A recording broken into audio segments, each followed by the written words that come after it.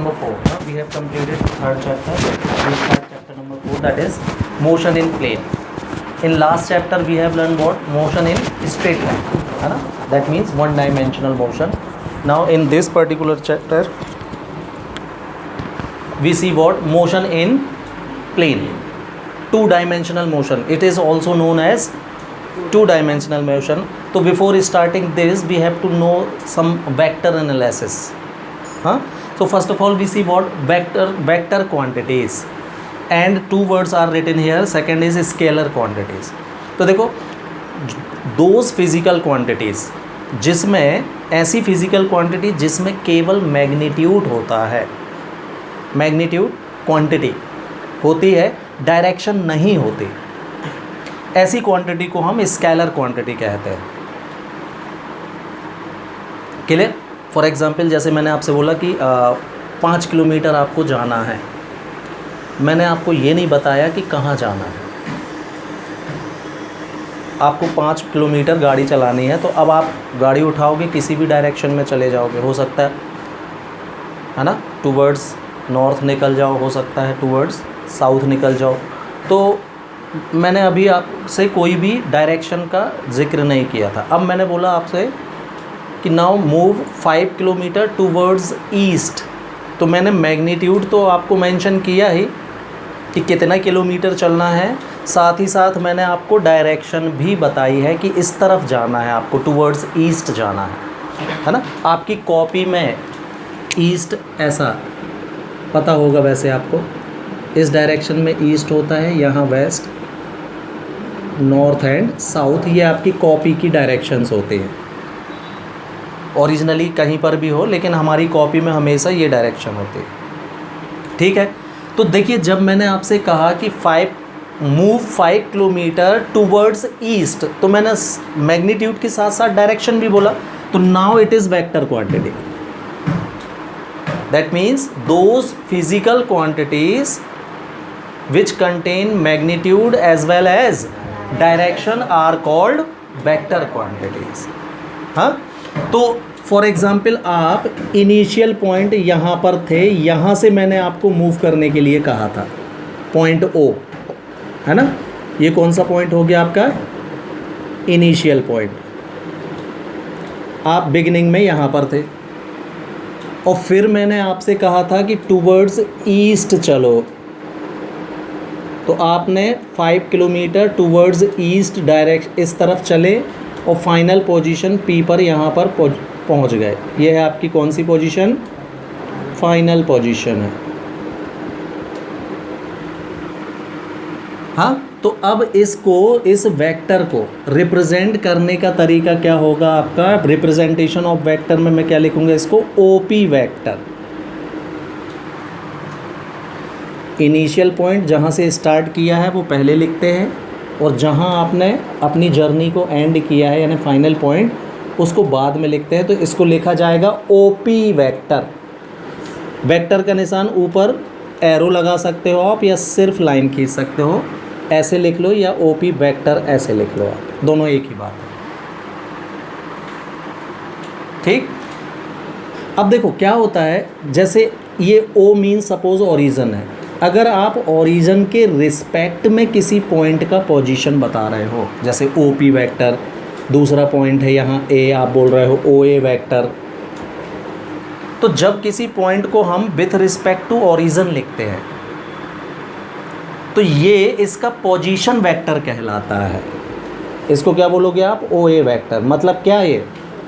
तो O P का मतलब क्या होगा? Position vector of P. इसको वर्डिंग में लिखेंगे तो हम क्या लिखेंगे?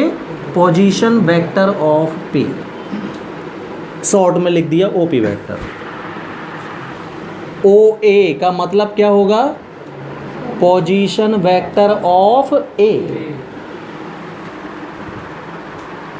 क्लियर? अब देखिए, मान लीजिए आप ओरिजिन के रिस्पेक्ट में दो पॉइंट हैं, ए और बी. ओरिजिन कहीं और था, ये है ओरिजिन.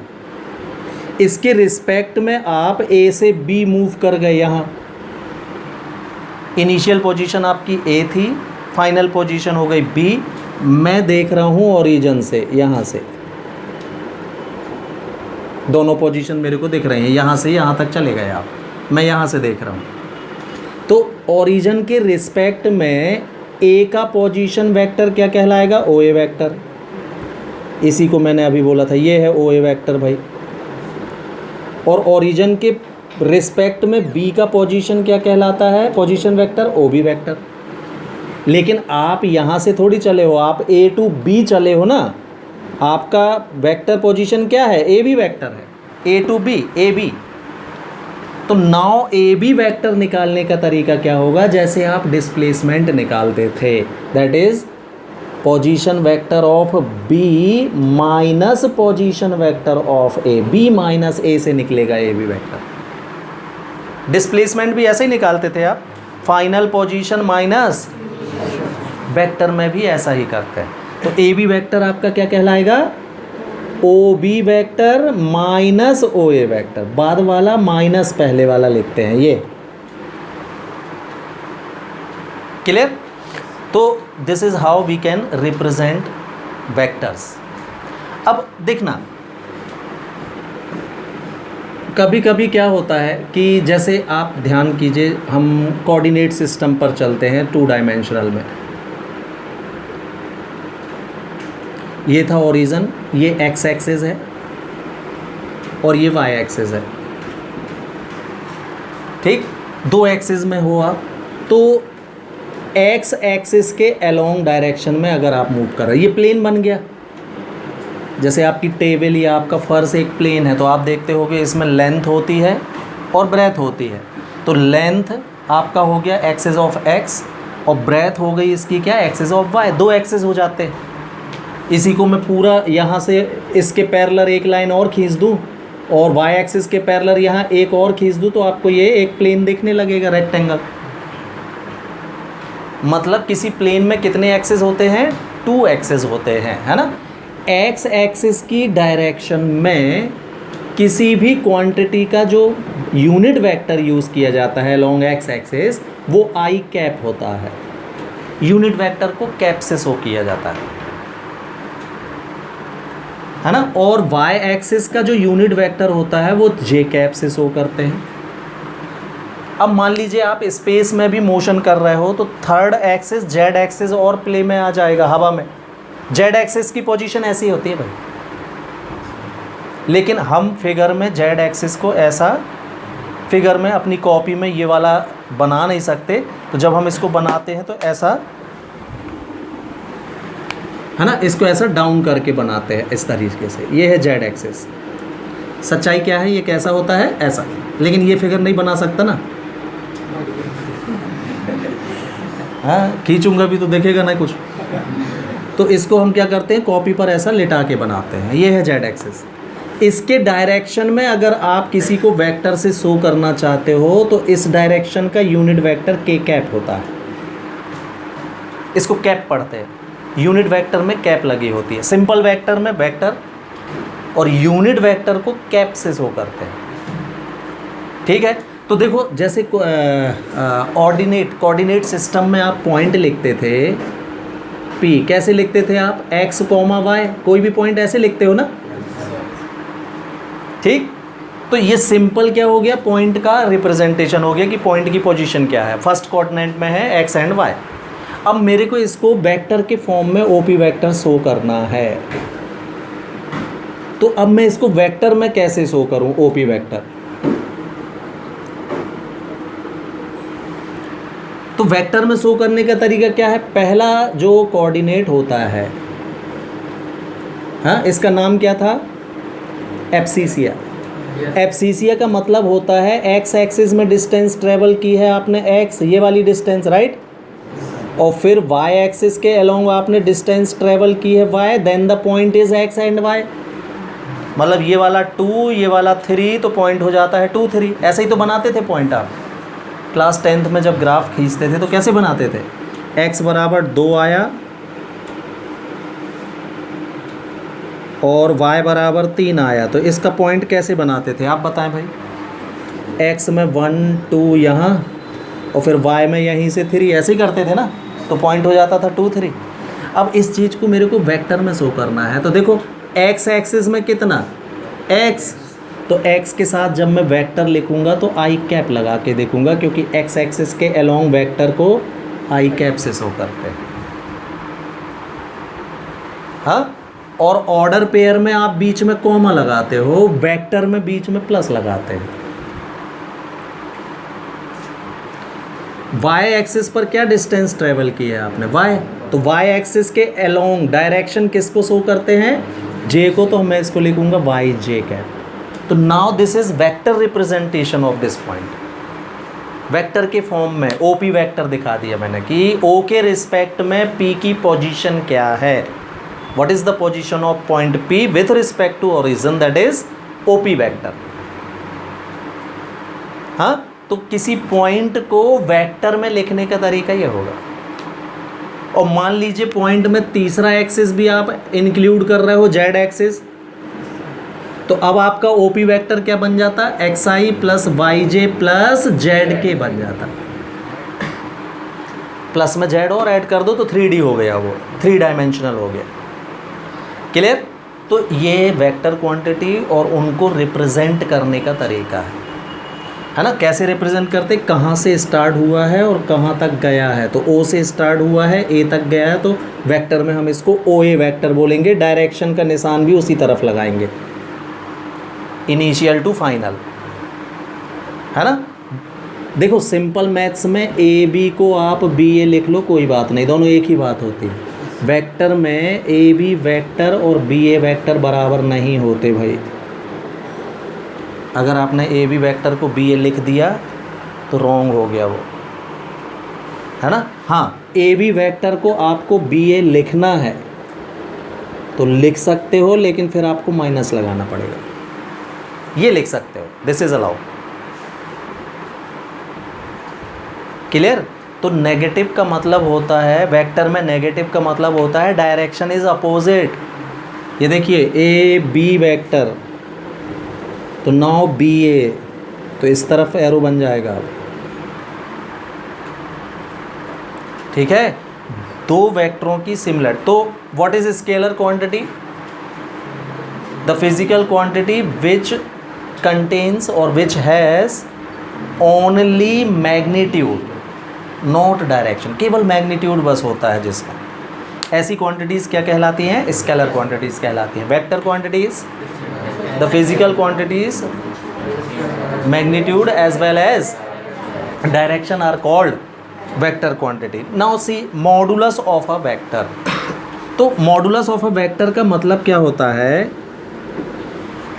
कि ऐसा पॉजिटिव नंबर, सबसे पहले तो मैग्नीट्यूड या मॉडुलस मैग्नीट्यूड को शो करता है। तो ऐसा पॉजिटिव नंबर जो किसी वेक्टर क्वांटिटी के मैग्नीट्यूड को शो करे, केवल मैग्नीट्यूड को, डायरेक्शन हट जाए।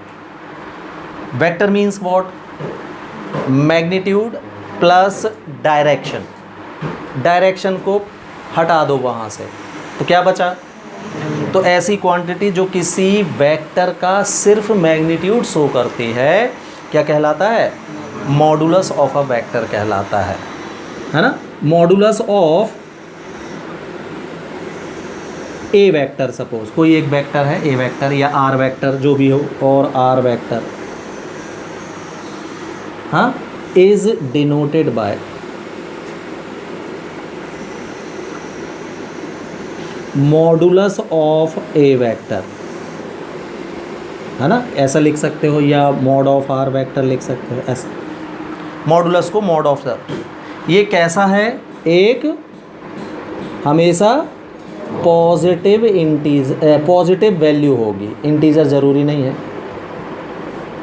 ये हमेशा एक पॉजिटिव वैल्यू होगी जो क्या शो करती है, इस वेक्टर का मैग्नीट्यूड शो करती है, डायरेक्शन नहीं। मतलब मॉड ऑफ ए मैंने लिख दिया तो ये सिंपल ए है, अब वेक्टर का कोई लेना देना नहीं इसका। ये कौन सी क्वांटिटी में बदल जाएगी, स्केलर क्वांटिटी होगी और हमेशा पॉजिटिव होगी, ये नेगेटिव नहीं हो सकता। ठीक है, mod of R means only R. Mod of A B vector कहीं लिखा है, मतलब ये सिंपल ए बी लिखा है, मैं जो आप लाइन खींचते थे 5 centimetre, A B is equal to, अब ये ए बी है, सिंपल मॉड लग गया, मतलब ये क्लियर। हाँ, तो मान लीजिए आपका वेक्टर जो है इस फॉर्म में है भाई, आर वेक्टर था आपका X I plus Y J, है ना, और इसका मॉड निकाल रहे हो of mod of R vector. तो simply what you have to do is root of X square plus Y square निकाल दीजिए, आपको वेक्टर का मॉडुलस पता चल जाएगा। ये फॉर्मूला हो गया, अंडर रूट ऑफ आई के साथ जो भी क्वांटिटी है उसका स्क्वायर प्लस जे का जो भी कोफिशिएंट है उसका स्क्वायर कर दीजिए, आपको किसी भी वेक्टर का मॉडुलस मिल जाएगा। क्लियर। तो दिस इज मॉडुलस। तो what is modulus of vector? Modulus of a vector is a positive number which shows the magnitude of the vector. Mod of a vector will show only magnitude, not direction. Direction हट जाएगी उससे। Clear. Now after that the word written here is equality of two vectors. तो दो vector में equal कब होता है? देखो सिंपल में इक्वल का मतलब क्या, जैसे आपने बोला ए बी 5 तो हम बोलेंगे भाई B A B 5, A B equal B A, क्यों? दोनों की वैल्यू 5 है तो इक्वल हो गए। वेक्टर में ऐसा नहीं होता भाई, ठीक। Two vectors are said to be equal vectors, हाँ, इफ नंबर 1 इनके मैग्नीट्यूड तो सेम होना चाहिए। Number 1 their magnitudes are same. ये तो होना ही चाहिए। एक 5 का है और एक 7 का मैग्नीट्यूड है तो वो इक्वल तो हो ही नहीं सकते। सबसे पहले हमने देख लिया भाई 5, जैसे मैं यहाँ बनाते भी चल रहा हूँ, ए बी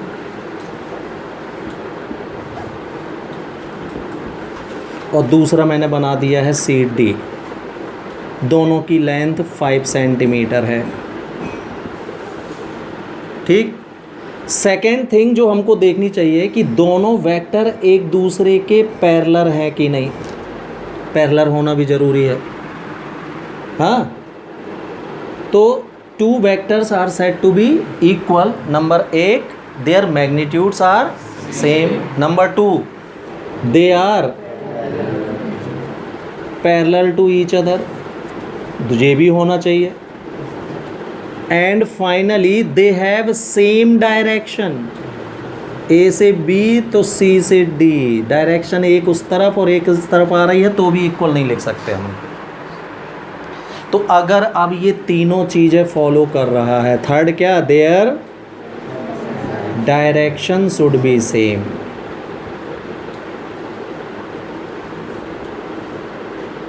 मतलब वेक्टर में A B vector is equal to C D vector बड़ी आसानी से हम नहीं लिख पाएंगे भाई।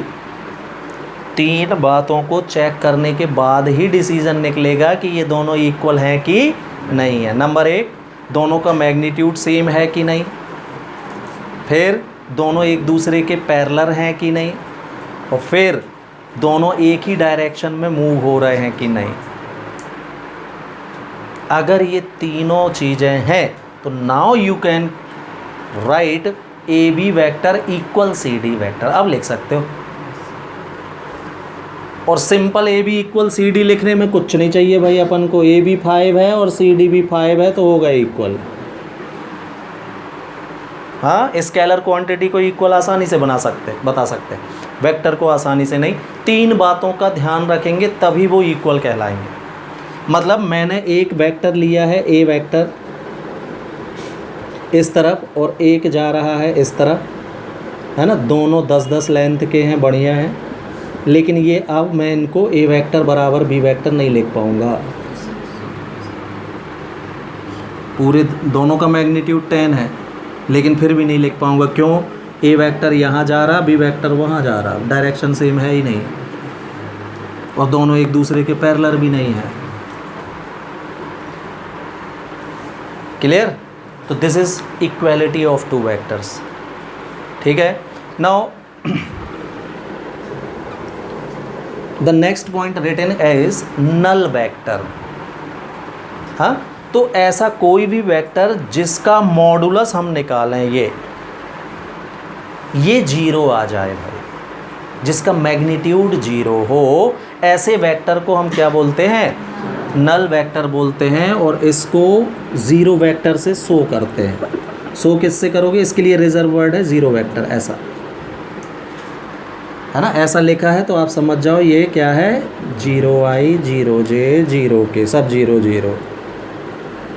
तो जब आप इसका मॉडुलस निकालोगे तो मॉड का फॉर्मूला अब भी मैंने बताया था, कैसे निकालते हैं? इसका स्क्वायर, इसका स्क्वायर, इसका स्क्वायर, तो ऑटोमेटिकली क्या आएगा? ये जीरो ही आएगा। हाँ, तो the vector whose magnitude is zero is called null vector and it is denoted by zero vector itself. Zero vector पढ़ लो या ओ वेक्टर पढ़ लो आपका, हाँ ओ वेक्टर भी पढ़ सकते हैं हम इसको। तो ये इसके लिए रिजर्व है, ज़ीरो वेक्टर का मतलब ये होगा भाई, और इसका मॉडुलस कितना होगा? जीरो होगा। Clear? After that see unit vector. हाँ, तो इसके सब में ही लिखा यूनिट मतलब होता है वन। ऐसा वेक्टर जिसका मैग्नीट्यूड वन होता है यूनिट वेक्टर कहलाता है। The vector whose magnitude is one is called. तो यूनिट वेक्टर ऑफ, इसको निकाल सकते हैं, हर वेक्टर का यूनिट वेक्टर होता है भाई। हाँ, unit vector of R vector is denoted by R cap. यही मैं बोल रहा था आपसे कि यूनिट वेक्टर को कैप लगा के शो करते हैं। जिस वेक्टर का भी यूनिट निकालोगे उसमें कैप लग जाएगा। तो किसका यूनिट वेक्टर निकाल रहे हो आप? तो आर कैप। ए का यूनिट वेक्टर निकालोगे तो ए कैप, बी का यूनिट वेक्टर निकालोगे तो बी कैप। ऐसे शो करेंगे हम इसको। एक्स एक्सिस का यूनिट वेक्टर आई कैप होता है। आई शब्द एक्स एक्सिस को दिया गया है और कैप लगा दिया, वाई का और जेड का। ठीक है, यूनिट आर कैप का फॉर्मूला होता है, आप निकाल सकते हो। आर वेक्टर में आप उसके मॉडुलस का डिवाइड कर दीजिए तो कैप निकल आता है। R cap is equal to होता है कितना? R vector upon mod of R vector. A cap means A vector by mod A vector. B cap means, ऐसे आप किसी भी वेक्टर का यूनिट वेक्टर निकाल सकते हैं। ठीक है, तो this is unit vector. Clear? Clear? After that we see addition of vector.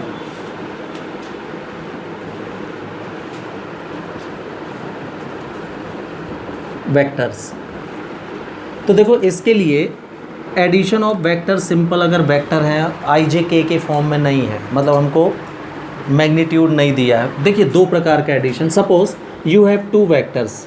A vector है आपका 5i plus minus 7j and we have another vector B vector which is 3i plus 2j suppose. हाँ, तो ये vector कैसे हैं? These are represented by magnitude with direction. हाँ, तो इनको ऐड करना है आपको, A vector plus B vector. तो ये एडिशन वेक्टर का कैसे होगा कि जब इसको और इसको ऐड करोगे आप तो आई कैप वाला आई कैप वाले से ही ऐड होगा। तो 5 प्लस 3 मतलब 8i हो जाएगा ये कैप, और जे कैप वाला जे कैप वाले से ऐड होगा। -7 और +2 दैट इज़ -5j, ये a प्लस भी आ गया भाई। तो आई जे के की टर्म में है तो एडिशन ऐसा होगा। सिमिलरली सब्ट्रैक्शन भी, सब्ट्रैक्ट करना है तो इसमें से इसको सब्ट्रैक्ट करोगे तो ये नेगेटिव ये नेगेटिव ये नेगेटिव ऐसा हो जाएगा। तो 5i - 3i that is and -7j -2k that is -9k, ये आंसर आएगा। तो एडिशन और सब्सट्रैक्शन ऐसे होता है वेक्टर्स का, है ना। अब लेकिन वेक्टर्स नंबर्स फॉर्म में यानी आई जे के फॉर्म में नहीं है, ठीक है। तो मान लीजिए हमारे पास 3 वेक्टर्स हैं, तो वेक्टर्स को ऐड करने का पहला नियम होता है क्या? Triangle law.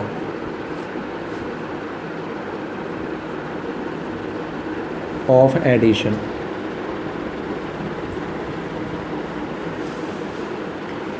ठीक, तो देखो हम क्या करें, किसी भी ट्राइंगल की 3 वेक्टर्स को किसी ट्राइंगल की 3 साइड से रिप्रेजेंट कर दें। 3 वेक्टर ले लिए मैंने, ए बी, डायरेक्शन ऐसी मैंने डायरेक्शन ले ली है। सपोज पढ़ने का तरीका डायरेक्शन से पढ़ते हैं भाई वेक्टर हमेशा। वेक्टर में इसको पढ़ूंगा तो ए बी वेक्टर पढ़ूंगा मैं, इसको बी सी पढ़ूंगा, इसको ए सी पढ़ूंगा। ए से सी गया है क्योंकि वो सी ए पढ़ लिए आप, यानी रॉन्ग हो गया। वेक्टर में फटाक से 0 मिलता है। फिगर बना है ए से सी, लिख रहे हो सी ए, बस हो गया, ख़त्म, 0 हो गया है आपका, है ना, हमको पता नहीं है।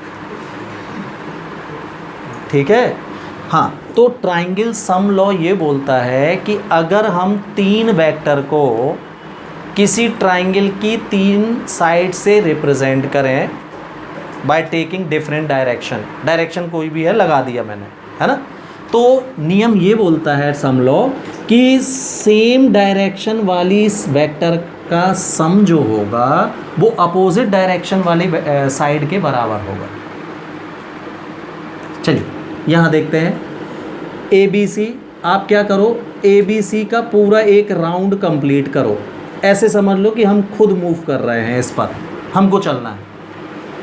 हाँ, तो जो आपके साथ में रहेगा वो डायरेक्शन सीधी कहलाएगी, और जो आपसे आके अपोजिट टकराएगा वो अपोजिट डायरेक्शन। भाई आप ये जा रहे हो, कोई यहाँ से आ गया तो वो कैसा हो गया, उसका डायरेक्शन अपोजिट हो गया। तो देखिए मैं इसमें मूव कर रहा हूँ, तो आप देख रहे होंगे कि ए बी मेरे साथ में है, बी सी का डायरेक्शन मेरे साथ में है, ये अपोजिट में टकराया है। तो ट्राइंगल सम लॉ ये बोलता है कि सेम साइड वाले वेक्टर्स का सम जो होगा वो जो अपोजिट पड़ा है ना, अपोजिट कौन सा पड़ा था आपको, ए सी, उसके बराबर होगा। That's it. हाँ, if 3 vectors are denoted by the 3 sides of a triangle taking different directions, then the sum of the sides presented by same direction is equal to the opposite direction, side of opposite direction, or vectors of opposite shows in opposite direction. Clear? तो ऐसे अगर मेरे को इसमें सम law लगाना है तो ऐसे लगेगा, ए बी बी सी। तो सीधा सीधा सही तरीका क्या होता है कि आप खुद इसका ट्राइंगल का एक राउंड खुद लगा लिया करो। ऐसे अज्यूम कर लो कि मैं खुद ऐसे चल रहा हूँ, मेरे को यहाँ से चल के यहीं तक आना है। तो अब आपके साथ में जो चले वो एक तरफ, जो सामने से आएगा उसको दूसरी तरफ लिख दो, सिंपल। किसी भी तरफ से राउंड लगा सकते हो। मान लीजिए आप, मैं ऐसा चला था, आपको ऐसे चलना है, चलो ना, तो ए सी साथ में, ये अपोजिट, ये भी अपोजिट, तो दोनों अपोजिट वाले एक तरफ और साथ वाला एक तरफ, तो भी इतना ही आएगा। आप ज़्यादा से ज़्यादा ए सी इधर लिखते और इन दोनों को उधर लिखते तो बात तो एक ही हुई ना। उधर से घूमे तो ये लिखे, इधर से घूमे तो ये लिख दिए, हैं दोनों इक्वल, देख लो। तो मूव आप करें और जो साथ में आपके डायरेक्शन हो जाए वो एक साइड जाएंगे, जो अपोजिट डायरेक्शन में फंसेगा उसको इक्वल के दूसरे साइड लिख देना है। लग गया ट्राइंगल सम लॉ। ये लगाते बनना चाहिए, लिखना तो ठीक है, लगाते बनना चाहिए, ठीक। ये देखें, एक फिगर और बना रहा हूँ मैं,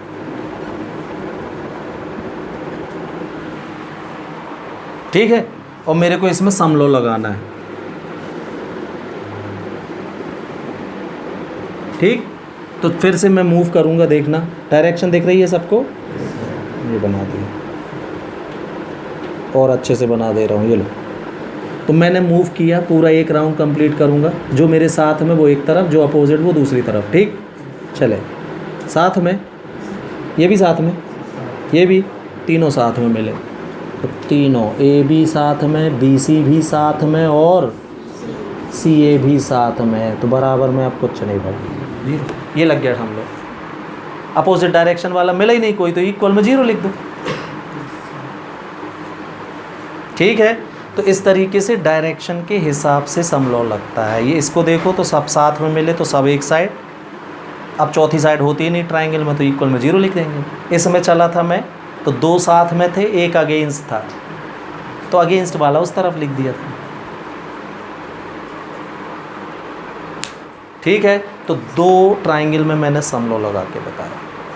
तो जिसमें मैग्नीट्यूड डायरेक्शन नहीं दिखता तो उसमें इस तरीके से कोई भी law, sum law, triangle sum law से, या एक क्वाड्रेटरल लॉ भी होता है, अभी देखेंगे हम, है ना, उससे लगेगा या इससे लगेगा। और ऐसा वाला वेक्टर है अगर, तो वो कैसा, सिंपल जो मैंने आपको एडिशन और सब्ट्रैक्शन करके बताया।